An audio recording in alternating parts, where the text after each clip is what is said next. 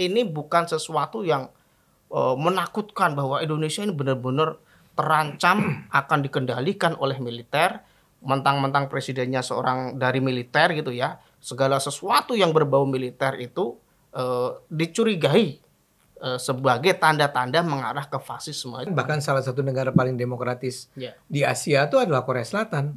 Padahal mereka punya wajib militer. Betul. Jadi kata lain, kalau ngirim orang ke barak militer, ya udahlah. Ya. Ini anak-anak bandel pengen ditoyor kepalanya. Nah, yang menjadi persoalan atau tantangannya juga itu adalah ketika TNI aktif itu masuk pada jabatan sipil. Nah, ketika dia melakukan korupsi, nepotisme atau segalanya lah yang melanggar hukum, dia kan diadili oleh pengadilan militer, bukan pengadilan negeri.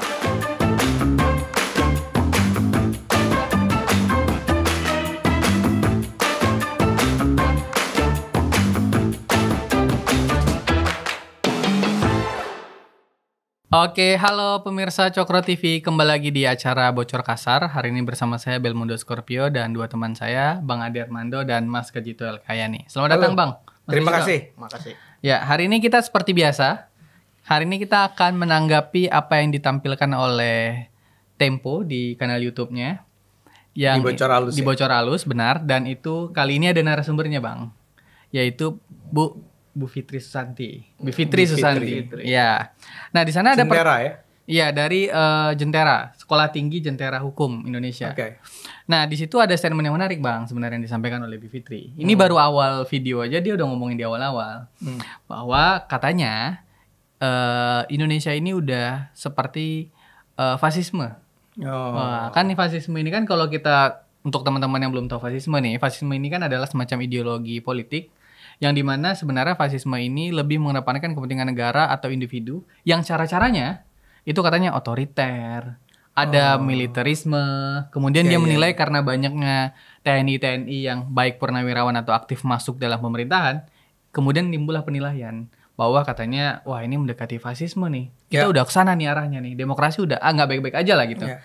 Kita mulai dari statement itu dulu. Jadi di bawah Prabowo kita menuju fasisme lah. Kira-kira begitu, Bang. Gimana Mas Kajito menanggapinya? Mas Kajito dulu. Ya, menurut saya itu pernyataan yang terlalu overdosis. Agak baik. Jadi gini loh, artinya kita khawatir juga kalau demokrasi kita dibawa ke zaman militeristik seperti Orde Baru misalnya, atau bahkan yang buruk ke zaman junta militer seperti Myanmar. Jadi ada sebuah komite yang dibentuk oleh militer, bukan satu orang ya, komite tapi isinya militer semua. Nah, itu juga berbahaya. Dan kita Indonesia di zaman Orde Baru belum sampai ke sana. Belum sampai ke sana. Lebih ke Soehartonya lah. Iya, Soehartonya. Tapi apapun itu, kita memang mengkhawatirkan kalau demokrasi kita mundur ke sana. Tapi itu kalau memang terjadi gitu kan. Untuk hari ini saya kira itu kok terlalu jauh ya, komentar semacam fasisme katanya. Bahkan saya ingin mengkritisi fasisme itu apa sih? Kenapa kok seorang Bu Fitri mengatakan Indonesia ini mendekati ya, kata dia, atau mau memasuki era fasisme. Padahal kalau kita kaji lebih jauh, fasisme itu diantaranya tadi dijelaskan oleh Bro Belmondo, ada militerisme, ada otoritarianisme di sana. Tapi jangan lupa fasisme itu juga ada nasionalisme ekstrim. Nah, ini yang dilupakan oleh Bu Fitri. Apakah nasionalisme Indonesia itu ekstrim? Enggak juga. Dia menyebut kalau setiap Senin anak-anak SD disuruh upacara hormat pada bendera ini ya. Loh, salahnya di mana gitu loh. Nasionalisme itu bagus, cuman jangan sampai ekstrim. Kalau ekstrim jadinya fasisme. Kemudian ada lagi fasisme itu ada rasisme di dalamnya. Seperti Hitler itu kan rasis kepada Yahudi. Atau Mussolini itu rasis ke negara lain, menganggap bangsa Italia itu yang superior daripada misalnya Ethiopia atau mana lah gitu. Itu ada rasisme di sana. Nah, kalau kita melihat Indonesia, rasismenya di mana? Ada rasisme, tapi kan berbasis etnis ya, bukan pemerintah yang mengomandoi sebuah gerakan fasis ya untuk menindas kelompok lain. Itu nggak ada gitu loh. Jadi rasisme kita akui ada di Indonesia. Ada. Tapi orang yang bersikap rasis itu bukanlah pemerintahnya. Bukan pemerintah, itu individual atau kelompok aja. Kelompok ya. Dan anti pembangunan gereja lah. Anti Tionghoa lah. Anti orang Papua lah misalnya. Walaupun barangkali orang bisa menyebut di Jogja sih ada ya. Ada. Di Jogja tuh ada pelarangan bagi kaum Tionghoa untuk memiliki tanah ya. Ya adalah ya di sana sini. ya. Tapi kalau kita bicara Indonesia Secara itself, luas. secara luas rasanya kok berlebihan ya. Betul. Makanya saya menyebut overdosis itu kan itu. Jadi seolah-olah saya melihat Bivitri Sutanti itu paranoia gitu ya. Orang yang paranoid menganggap bahwa apa-apa yang berhubungan dengan militer itu berbahaya gitu ya. Mentang-mentang presidennya mantan seorang militer dan itu akan mengarah ke militerisme. Saya pikir memang ada gaya-gaya militer ya, katakanlah di zaman Prabowo Menhan itu ada dia membuat Komcat, komando cadangan gitu ya. Terus ada pula apa itu kemarin yang rame-rame itu soal Mayor Teddy yang diangkat katanya tidak sesuai prosedur gitu loh. Tapi kan hal-hal semacam ini hanya kasuistik ya. Artinya ini bukan sesuatu yang menakutkan bahwa Indonesia ini benar-benar terancam akan dikendalikan oleh militer. Mentang-mentang presidennya seorang dari militer gitu ya. Segala sesuatu yang berbau militer itu dicurigai sebagai tanda-tanda mengarah ke fasisme. Itu kan jauh banget gitu. Dan ini menurut saya kalau dibiarkan, meskipun tujuannya baik ya, untuk memberikan peringatan pada kita semua. Tapi kalau dibiarkan orang jadi paranoia semua kan. Sedikit-sedikit cemas, wah jangan-jangan ada tentara baris berbaris takut, wah ini sedikit takut gitu. Malah paranoia sama tentara. Padahal meskipun tentara dalam beberapa kasus ya, kan ada tuh yang TNI AL nembak siapa itu kasusnya kan, ada TNI ini begitu, tapi kan kasuistik juga itu, dan itu nggak menunjukkan bahwa militerisme sudah sampai titik yang membahayakan. Kalau sudah sampai ke sana ya kita bareng-bareng melawan gitu kan, tapi kan ini masih jauh, dan begitu ketika masih jauh saja kamu sudah teriak-teriak, akhirnya kita mencurigai, kita menganggap bahwa segala sesuatu yang berbau militer itu mengancam Indonesia, ini kan malah berbahaya. Artinya kita menggembosi kecintaan kita ya kepada tentara-tentara kita, itu kan berbahaya kalau diteruskan. Makanya saya berharap pernyataan-pertanyaan ini didasarkan pada fakta, pada data gitu loh. Jangan sampai hanya asumsi, jangan mentang-mentang karena beberapa orang yang dekat Prabowo dan kebetulan mereka backgroundnya militer, terus kita mencurigai bahwa semua di seluruh Indonesia ini akan dimiliterkan gitu kan. Oke, ini juga buat Bang Ade nih. Saya tambahin juga dari Mas Kaji itu nih Bang Ade. Bivitri dalam video Tempo juga menyampaikan tuh gini. Ada ketidakcocokan pola kerja antara militer yang masuk pada sipil katanya. Yang pertama itu adalah kalau dia masuk sipil, masuknya itu kerja-kerja sipil tuh jadinya semacam militer jadinya. Jadi ada komando. Kan biasa sipil itu, Pak kurang setuju Pak kalau di meeting. Kan karena dia pimpinannya adalah orang militer kan, ini kan perintah komando, jadi bawaannya kayak militer. Itu yang pertama. Yang kedua, dia juga menyampaikan tuh Bivitri di dalam video Tempo itu, dia bilang begini, kalau misalnya militer masuk pada pemerintahan sipil gitu ya, itu dia bilang keterbukaan agak kurang. Kan militer punya kerja-kerja itu biasanya ya agak tertutup, agak rahasia. Sedangkan kerja-kerja sipilan, kerja-kerja akuntabilitas, keterbukaan, nama juga pelayan publik. Nah dia membuat nilai-nilai semacam itu, yang membuat pada akhirnya dia bilang, ini ya salah satu yang mendekati fasis itu yang begini. Bahkan Bang, dia juga menyampaikan itu, tren pusat ini diikuti oleh daerah-daerah. Kan mulai adalah partai, bukan hanya daerah, bahkan adalah partai politik kalau buat agenda-agenda BIMTEK tuh ada gaya-gaya militer-militernya, baris per barisnya, sehingga dia makin menekankan tuh bahwa mendekati fasis tuh. Gimana Bang Ade melihatnya Bang? Ya saya pertama-tama memang setuju bahwa gini, apakah kita perlu khawatir dengan militer? Untuk derajat tertentu ya wajar, karena kita memang punya pengalaman yang buruk dengan dominasi militer di pemerintahan sipil kita. Ada trauma masa lalu maksudnya. Ada trauma masa lalu dan itu real. Jadi orang yang memperingatkan bahwa wah ada ancaman militerisme gitu ya, itu harus diapresiasi juga. Itu benar, itu wajar kalau sampai militer nanti jadi garda terdepan Indonesia lagi nih. Kita juga harus mau khawatir. Tapi kan seperti yang dikatakan oleh Mas Kajito, apa tuh Bang? Ada nggak indikasinya bahwa sekarang militer itu menguasai posisi-posisi strategis, jabatan-jabatan strategis, ya? Saya termasuk orang yang akan mengatakan ayah saya tentara. Saya tentu saja tidak akan mengatakan apapun yang terkait dengan tentara itu buruk. Betul. Ya. Oh, Ayah Bang Ade tentara. Penonton baru tahu nih, Ayah Bang Ade ternyata tentara. Tentara. Anak kolong. Enggak iya, sih. iya. Temannya Ayah pernah. Oh iya, oke. Nah, Temannya Soeharto bukan, Bang? justru musuhnya. Oke. Lanjut, Bang. Makanya silakan. dia tersingkir. Oke. Nah, jadi kembali ke tadi. Saya tidak setuju kalau orang itu langsung anti sama tentara. Ya. Tapi kalau misalnya tentara menjadi sebuah kekuatan dominan dalam pemerintahan kita, itu mungkin akan menimbulkan masalah seperti yang Anda katakan tadi kan.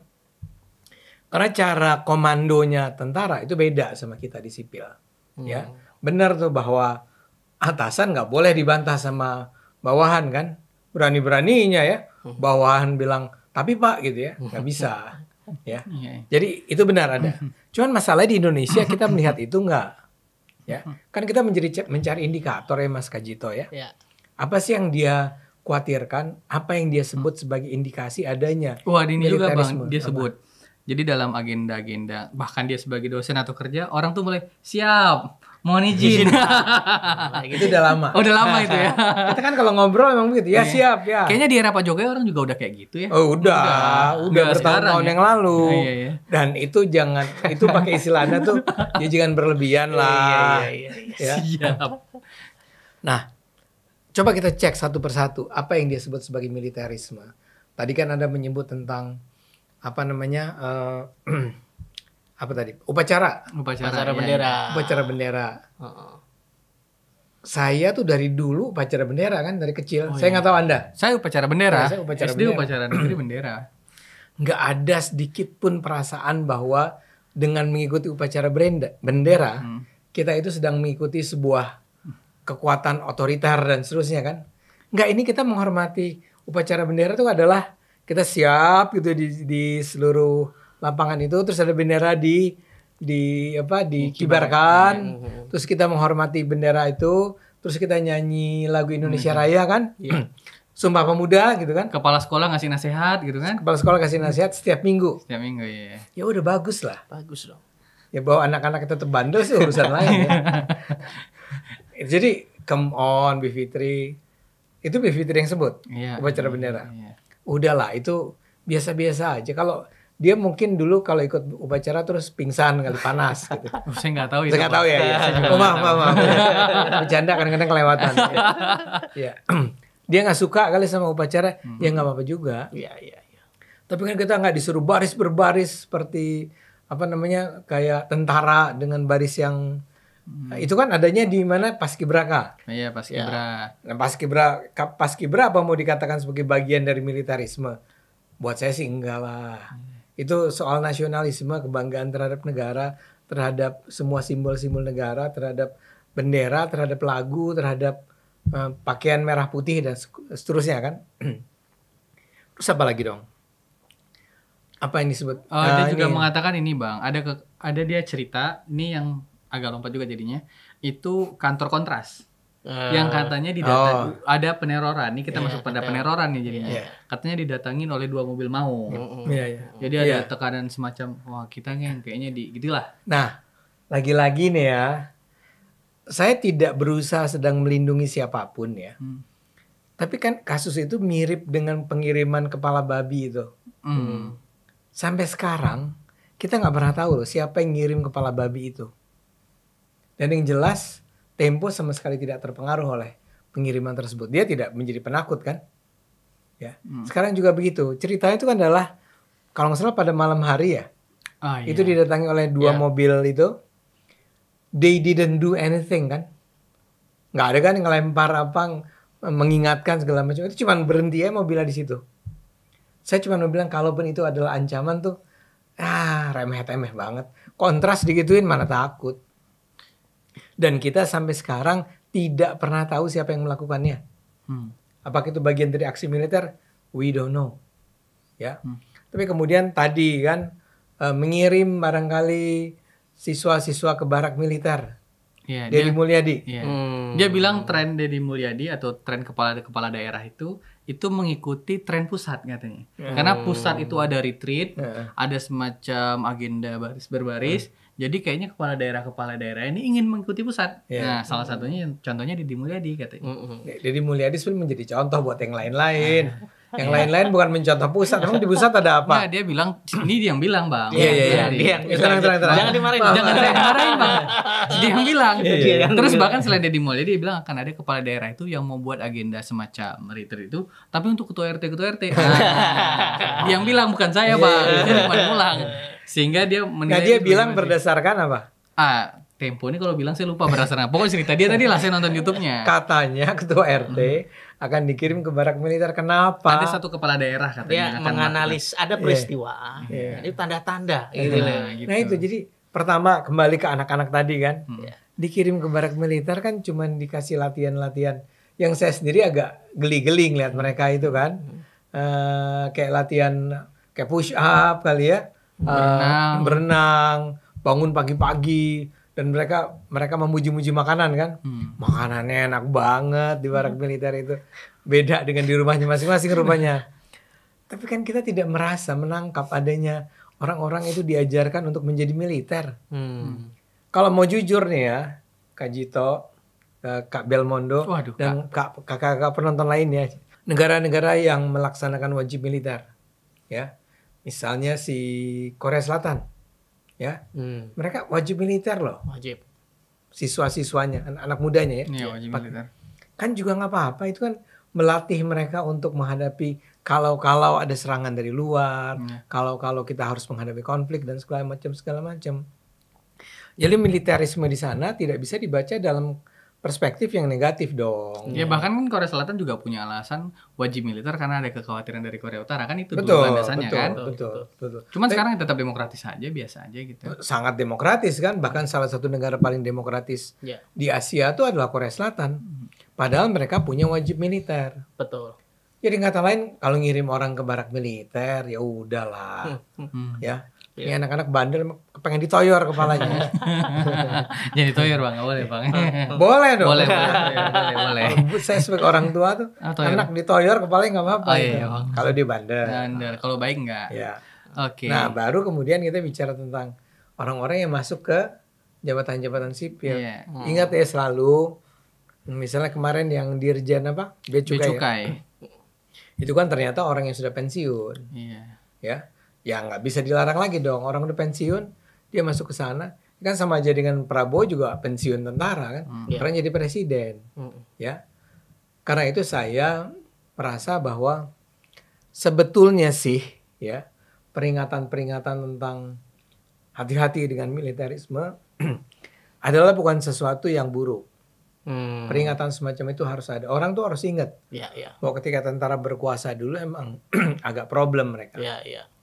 Tapi jangan apa-apa dibikin kayak sebuah drama yang luar biasa. Apalagi mengatakan Indonesia sedang masuk ke fasisme. Aduh.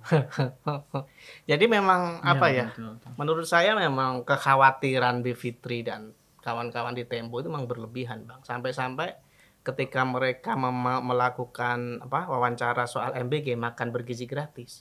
Mereka juga mencurigai itu sebagai tanda-tanda militerisme tertutup. Jadi mereka membuka dapur kan. Tolong buka dapurnya. Teman-teman jurnalis Tempo saya harus izin pimpinan pusat untuk saya nggak berani buka. Dia kan ngomong gitu ya, yang jaga dapur nih. Harus izin pimpinan pusat sebelum membuka dapur itu. Dan dia mencurigai Tempo itu sebagai kebudayaan militer lah. Segala sesuatu harus izin pusat gitu. Padahal kalau kita melihat, saya pernah wawancara waktu itu Jack Linko itu loh. Saya kan wawancara kan. Sama sebenarnya. Bapak harus izin dulu dari pusat, datang ke sini bawa surat, baru boleh wawancara ke saya. Itu kan sesuatu yang sangat biasa. Wajar. Jadi di MBG pun begitu. Saya juga merasa. Dan pasti Jack Linko itu nggak ada hubungan sama militer. Nggak ada. Itu kan programnya waktu itu Anies kan. Anies militer nggak ya? Kayaknya bukan. Politik identitas aja ya. Jadi hal-hal yang menurut saya kok dipaksakan banget gitu loh. Soal izin Bapak itu ya dikaitkan dengan militer itu kan sudah sejak lama dan dikit-dikit siap gitu kan.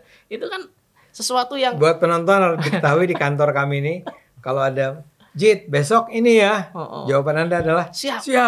Kasih emot yang gini, Mas.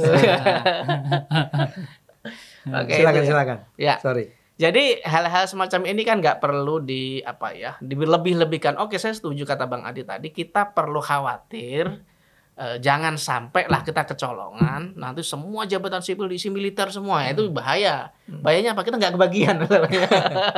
Jadi pengangguran dong kita itu. Wah, ini harap diluruskan.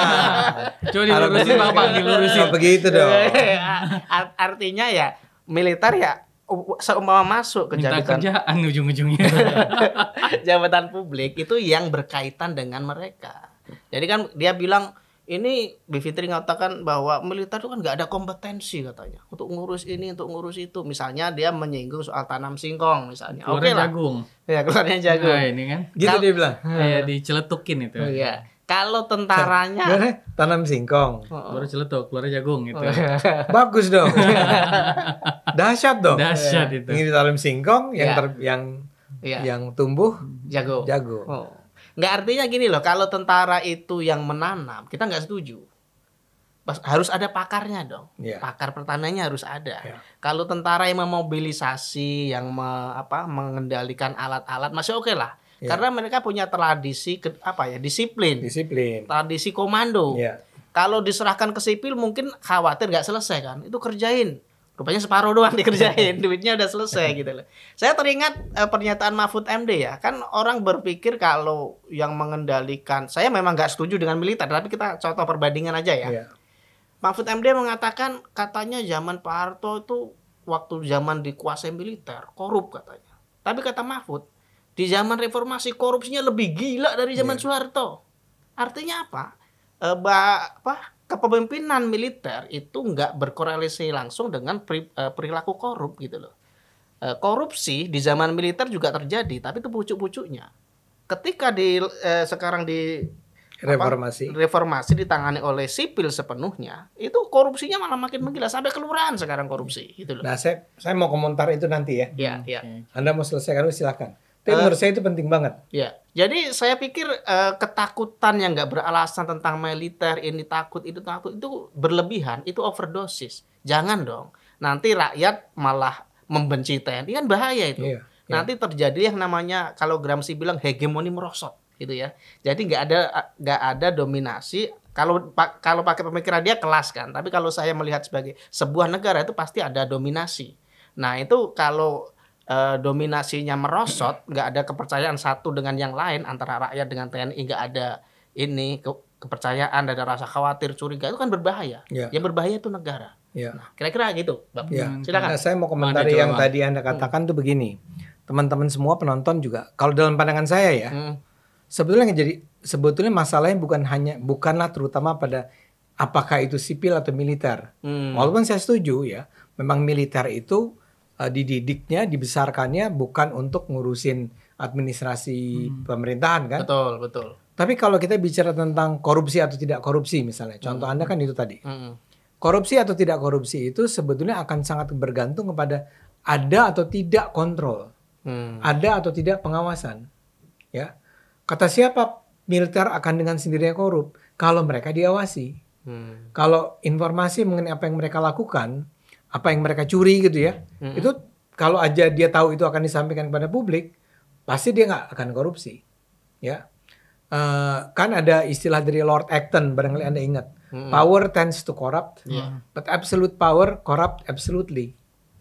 Kekuasaan itu cuma cenderung untuk korup, ya, cenderung, jadi nggak pasti korup. Tapi dia akan menjadi pasti korup ketika tidak ada lagi kontrol, ya. Kalau dia absolut, sekarang kembali ke sipil. Sipil bisa nggak korup? Bisa banget. Terutama kalau nggak ada yang mengawasi mereka. Lah, salah satu lembaga kita yang paling korup menurut masyarakat adalah DPR. DPR itu sipil atau tentara? Sipil. Kenapa mereka korup? Nggak ada yang kontrol. Mereka dengan semena-mena mengeluarkan uang rakyat untuk keperluan jalan-jalan, untuk keperluan pengayaan diri dan seterusnya. Dan tidak ada yang menyampaikannya kepada publik. Karena itu, menurut saya kalau kita Bivitri dan kawan-kawan ini khawatir tentang tentang masuknya militer akan melahirkan gejala korupsi yang meluas, yang masif gitu ya, yang besar. Ya sudah, tekankan saja bahwa tentara boleh masuk tapi dikontrol. Betul. Ingat ya, tentara boleh masuk tuh dalam arti tentara boleh masuk ke posisi-posisi tertentu, tidak semua posisi. Ya. Boleh masuk yang aktif itu, tapi mereka tetap dikontrol. Tentara sendiri harus membuktikan bahwa mereka mengontrol diri mereka. Jadi ketika kita tahu bahwa terjadilah anak buah, jadi yang dari level bawah itu terkena, atau bahkan di level atas pun bisa terkena pelaporan tentang korupsi dan segala macam, pasti nggak korup. Ini juga saya ingin nambahin juga ya Bang Ade. Ini yang menurut saya statementnya Bivitri Susanti ini yang menurut saya agak mind blowing juga di diri saya. Yang dia sampaikan tuh begini Mas Kajito. Kan kalau misalnya TNI purnawirawan atau udah selesai jadi TNI terus masuk jabatan sipil, dia kan kalau misalnya ada kasus korupsi atau kolusi atau nepotisme atau gitu ya, melanggar hukum, itu kan dia akan diselesaikan melalui pengadilan negeri, pengadilan sipil. Sama dengan pejabat-pejabat sipil lainnya. Nah, yang menjadi persoalan atau tantangannya juga itu adalah ketika TNI aktif itu masuk pada jabatan sipil. Nah, ketika dia melakukan korupsi, nepotisme atau segalanya lah yang melanggar hukum, dia kan diadili oleh pengadilan militer, bukan pengadilan negeri.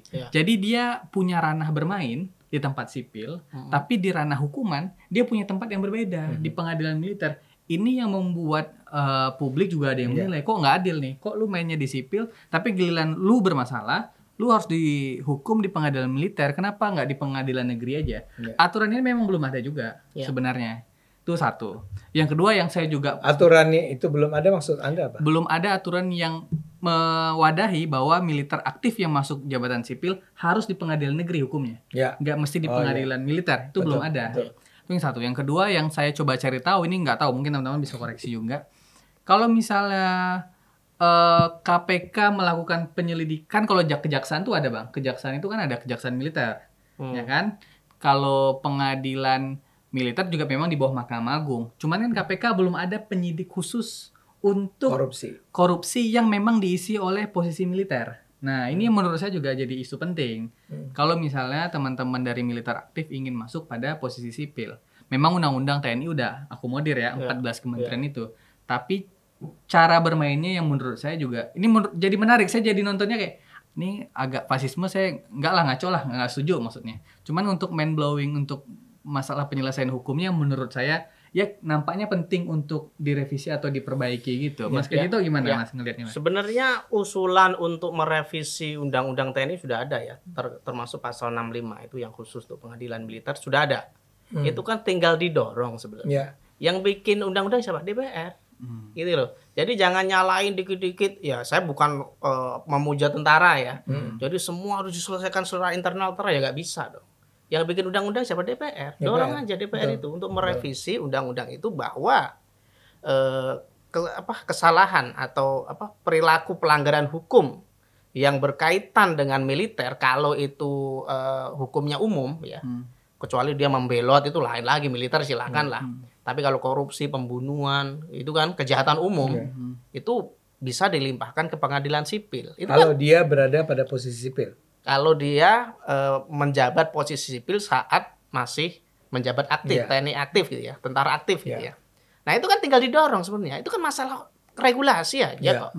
Dan itu bukan di ranahnya TNI. Kalau kita dikit-dikit noyor-noyor TNI kamu ini, ya itu nggak adil juga kan. Kita harus bersikap adil. TNI hanya mengikuti aturan yang ada. Iya dong. Dia masih tunduk di bawah hukum. Nah yang bikin hukum siapa?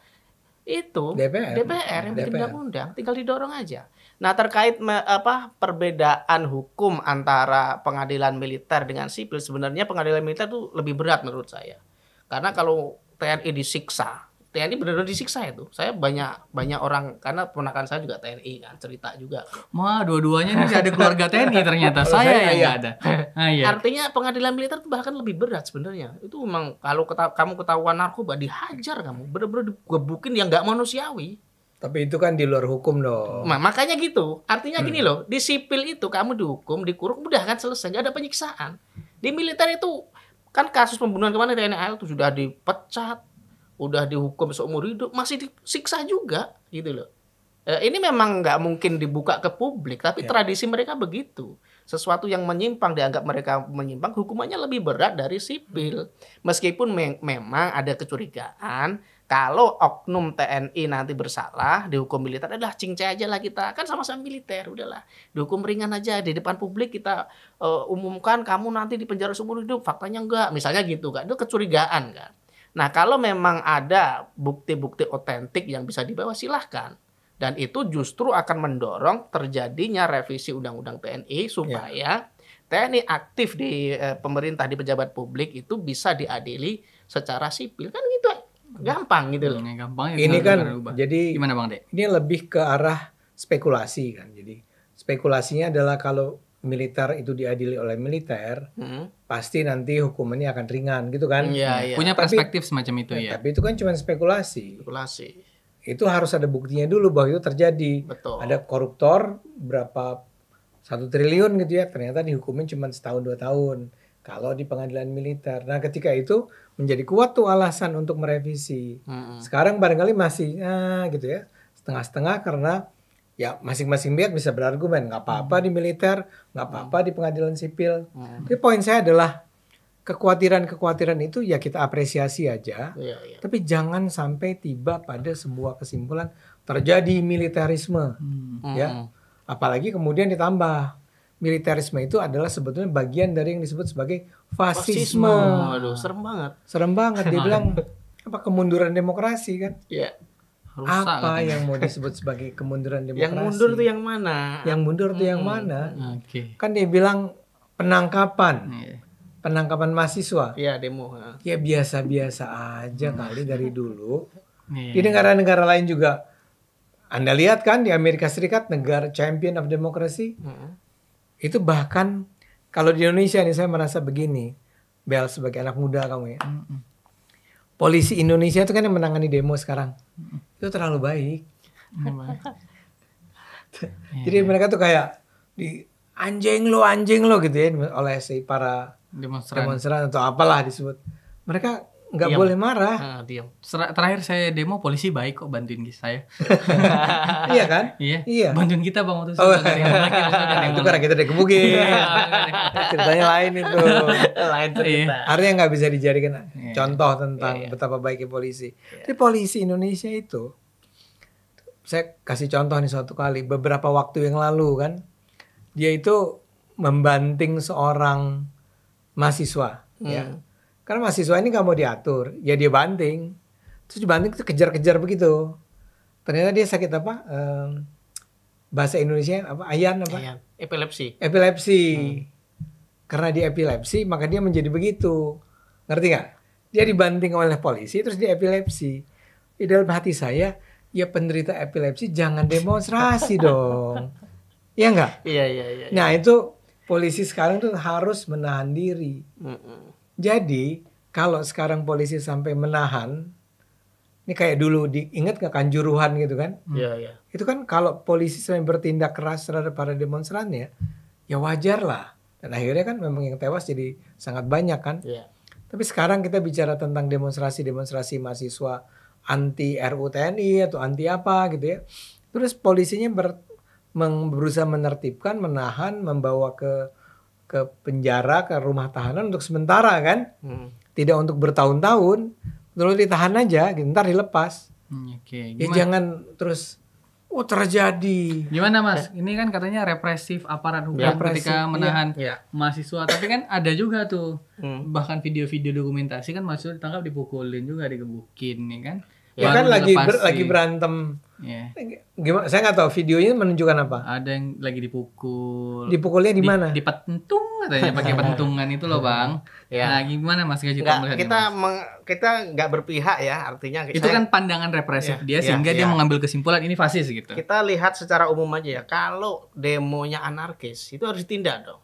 Hukum harus ditegakkan dong. Orang demo boleh, tapi kalau kamu ngerusak, nutup jalan sampai orang mau lewat gak bisa. Atau demonya sampai jam 6, di atas jam 6 sore. Di atas jam 6, bakar-bakar, ngerusak, ya gak boleh dong. Iya. Gitu loh. Makanya kalau sampai terjadi bentrok antara aparat dengan demonstran, itu kita gak boleh berpihak kemanapun. Ya itu sesuatu yang pasti ada pemicunya gitu loh. Kalau aparat kan ada SOP, mahasiswa ada nggak untuk meyakinkan bahwa peserta demo itu semuanya mereka, bukan penyusup. Harusnya ada. Harusnya kan ada kan. Tapi faktanya kalau demo sudah sampai malam biasanya banyak penyusup gitu. Iya. Dan pasti anarkis gitu. Dan kalau sudah anarkis kita nggak bisa nyalain dong. Iya. Petugas dilemparin batu gimana nggak bales sih kan sampai bocor kepalanya. Iya. Kan orang juga meskipun kita berharap aparat itu tetap sabar gitu kan. Jangan bales Pak. Tapi kalau udah kepalanya bocor gimana? Nggak emosi gitu. Ini manusia juga loh, bukan robot loh. Jangan ditimpuk, dihina aja. Anjing loh gitu. Kan kepengen nonjok kan. Anak muda juga mereka kan. Kasihan juga. Artinya kita nggak boleh terlalu menyalahkan gitu loh, satu pihak membela pihak yang lain. Selama demonstrasi masih boleh, selama di medsos masih cuap-cuap masih bebas, tapi jangan keterlaluan ya, kayak Dr. Tifa, Roy Surya itu bukan kebebasan berekspresi lagi, itu fitnah. Itu fitnah, itu udah kebablasan. Kalau dilaporkan polisi ya wajar, prosesnya kan begitu. Tapi kan nggak ada represi gitu. Nggak Prabowo langsung tangkap si A ini menghina saya di Facebook, kan nggak ada gitu. Oh yang kemarin itu yang ciuman Prabowo dan Jokowi. Iya. Ya kan? Mahasiswa itu ya. Mahasiswa itu kan menurut Hasan Nasbi ya dibina aja. Dibina aja lah itu. Makanya. Nggak usah ditangkap-tangkap. Maksud saya di mana yang namanya fasisme itu? Iya enggak? Bahkan dia juga mengomentari yang Detik ngeluarin tulisan apa? Yang Kompas atau Detik ya? Yang ngeluarin tulisan apa? Dirjen Bea Cukai itu loh Bang, yang diisi militer itu yang tulisannya di take down. Oh iya. Tahu gak sih Bang? Iya. Nah itu kan Hasan Nasbi juga bilang tuh, tayangin aja lagi tulisannya. Udah. Jadi ada seorang mahasiswa bukan? Enggak. Bukan. Ada seorang netizen lah ya, warga-warga menulis mengkritik soal bukan penunjukan pengangkatan Dirjen Bea Cukai. Iya, Bea Cukai. Yang berasal dari tentara, dia bilang. Dia kritik tuh itu. Terus dia merasa diancam. Karena ketika dia katanya motornya dipepet sampai jatuh. Sampai jatuh. Nah. Mungkin benar ya. Tapi akhirnya dia menurunkan tuh, dia minta agar Detik menurunkan tulisan itu. Jadi ramai nih, wah ancaman terhadap kebebasan berekspresi. Nah, Hasan Nasbi Hasan Nasbi yang bilang, enggak, naikin aja lagi, nggak usah takut. Dan tentara sendiri TNI bilang, kita nggak pernah melakukan intimidasi semacam itu. Ya kita nggak tahu siapa yang melakukannya. Ya, dan kita juga nggak ingin mengatakan bahwa bohong si orang itu. Mungkin dia benar, memang dia diancam. Tapi saya mau bilang suara pemerintahnya sendiri adalah sama sekali nggak ada bau-bau fasismenya. Wong dia malah bilang naikin aja nggak apa-apa itu. Jadi itu kan kelakuan oknum mungkin ya. Mungkin ada oknum, nggak tahu siapa ya. Kan belum tentu juga oknumnya tentara kan. Atau bisa jadi dia itu semacam untuk menyalahkan, untuk menjadikan kambing hitam, bisa juga begitu kan. Ada banyak faktor lah. Dan kejadian semacam ini kan bukan pembenaran bahwa terjadi pemunduran demokrasi kata dia. Kalau kita mengacu pada keilmuan ya tentang demokrasi itu memang bukan sesuatu yang ajak. Ada kalanya agak sedikit kendor, ada kalanya agak meningkat lagi. Itu sesuatu yang wajar itu. Kalau memang demokrasi kita mengalami semacam bahasa Bivitri kemunduran, ya kita majukan lagi gitu loh. Yang kurang apa di demokrasi kita? Kita benahi. Selama kita masih bisa bersuara kritis, ruang publik kita masih didominasi oleh kebebasan berekspresi, itu kan masih sesuatu yang sangat demokratis. Mana yang nggak demokratis? Kita milih wakil pemimpin bebas-bebas saja, nggak ada yang ngalang-ngalangin kok. Kita mau apa lagi? Mau apapun yang kita lakukan, kita mau jadi apapun bisa kita lakukan gitu loh. Nggak ada batasan-batasan, dan ini yang seharusnya menjadi catatan pada orang-orang yang kritis. Kita suka orang-orang kritis, dan bagus ada yang melakukan itu karena kita nggak sempat kan untuk teriak-teriak semacam ini. Bagus, kita setuju, kita dukung gitu. Cuman kamu harus punya basis data, kamu juga harus adil gitu loh. Bukan dikit-dikit nyalain pihak lain, dikit-dikit ada MBG nggak bisa buka dapur, kamu bilang wah itu mengarah militarisme, segala sesuatu izin atasan. Dong saya mau wawancara angkot aja itu saya juga harus izin atasannya kok gitu loh. Itu sesuatu yang sangat biasa. Jangan berlebihan, jangan overdosis, nanti kasihan masyarakat itulah nanti kompor-komporin akhirnya timbul kebencian pada tentara, timbul kebencian kepada nasionalisme, kepada pemerintah. Iya, pada pemerintah bahkan gitu ya. Itu yang kita khawatirkan, jangan sampai terjadi hegemoni yang merosot. Akhirnya masyarakat dengan pemerintah, dengan tentara, dengan agamawan, dengan siapapun itu tidak ada kaitan, tidak ada ikatan, dan akhirnya bangsa semacam inilah yang sangat mudah untuk dipecah belah. Mantap, Bang Pasti ya, penutupnya pasti ada yang nanya, itu Kak Jito dibayar berapa? Silakan, ini ada rekeningnya. Tapi jangan dilupain dia nyari kerjaan tadi. Silakan Bang, penutup Bang. Ya itu penutupnya itu. Oh itu aja. Tolong kirim sekedarnya lah ya kepada Kak Jito. Ini sebetulnya dia ini sedang masalah mencari kerja. Oke deh. Ini bercanda. Udah. Oke, terima kasih. Bang Ade, ada mau disampaikan lagi? Enggak ada. Oke, terima kasih banyak Bang Ade, dan terima kasih banyak pemirsa Cokro TV. Pantengin episode Bocor Kasar di next week ya Bang. Selanjutnya minggu ini ada lagi satu lagi ya. Iya, ada satu lagi. Oke, terima kasih sekali lagi. Sampai jumpa. Sampai jumpa. Bye.